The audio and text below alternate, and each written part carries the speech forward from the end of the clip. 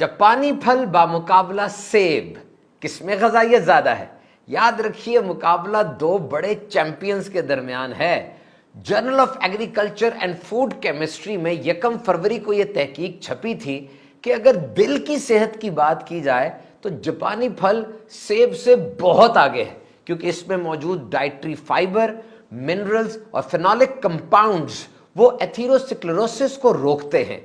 ये एक ऐसी बीमारी है जिसमें खून की नालियों के अंदर गंद जम जाता है, प्लाक जम जाता है, जो कि हार्ट अटैक का सबब बनता है। और ये जापानी फल खाने से ये चीजें कम हो जाती हैं। जापानी फल में सोडियम, पोटेशियम, मैग्नीशियम, कैल्शियम और आयरन ज्यादा है, जबकि सेब के अंदर कॉपर और जिंक की मिकदार ज्यादा है। बहरहाल दोनों फलों का छिलका और अंदर का गूदा यानी फल वो ग़ज़ाइयत से भरा हुआ है, दोनों ही सुपर फूड है। जापानी फल की दुनिया में हजारों इकसाम है, सिर्फ जापान में इसकी 800 से ज्यादा वैरायटीज हैं। और इसको जापानी फल भी इसलिए कहा जाता है कि जापान में इसकी एक खास जो स्पीशीज है, खास एक टाइप है डायोस्पायरोस काकी, वो दुनिया में सबसे ज्यादा पाई जाती है। वैसे इसका प्लेस ऑफ ओरिजिन वो चाइना है, कहा जाता है चाइना में सबसे पहले उगाया गया था, लेकिन जापान का ये कौमी फल है। इसको पका हुआ खाएं, कच्चा खाएंगे तो नुकसान हो सकता है।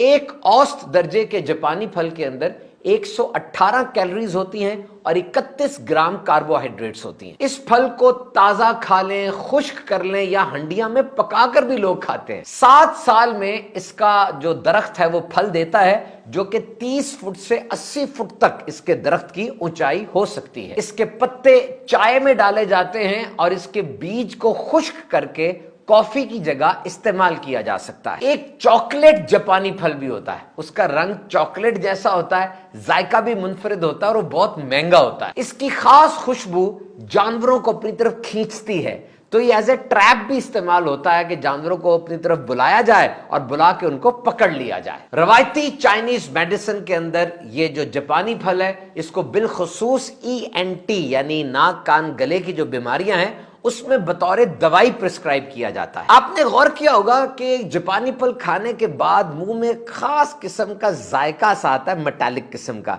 इसे इंग्लिश में मेडिसिनल इलेक्ट्रिक कार्डबोर्ड टेस्ट कहा जाता है, एस्ट्रिंजेंसी भी कहते हैं। कसीला सा जायका आता है और मुंह थोड़ा खुश्क सा हो जाता है। इसकी वजह इसमें मौजूद टैनिन्स हैं। ये खास किस्म का कंपाउंड है जो खाने के बाद मुंह को ड्राई कर देता है। जैसे उंगली में एल्फी लग जाए जो कैफियत होती है, ऐसे मुंह की कैफियत हो जाती है। बहरहाल वो एक चीज है, लेकिन ग़ज़ाइयत से ये भरा है। बाज़ मुल्कों में ड्राई फ्रूट के तौर पर भी यूज होता है। बाकायदा ऐसे प्लांट्स लगे हुए, फैक्ट्रीज लगी हुई हैं जहां पे अमलोक को इस फल को सुखाया जाता है। रोजाना एक जापानी फल खाने से दिल की बीमारियों का रिस्क कम हो जाता है। और सारी तहकीकात जो की गई उनके मुताबिक जापानी फल में एंटीऑक्सीडेंट्स बहुत ज्यादा हैं जो इंसान को कैंसर से बचाते हैं। और याद रखिए, सोजन जिसको इन्फ्लेमेशन कहते हैं जिस्म के अंदर हो जाए तो ये बहुत सी बड़ी बड़ी बीमारियों की वजह बनती है।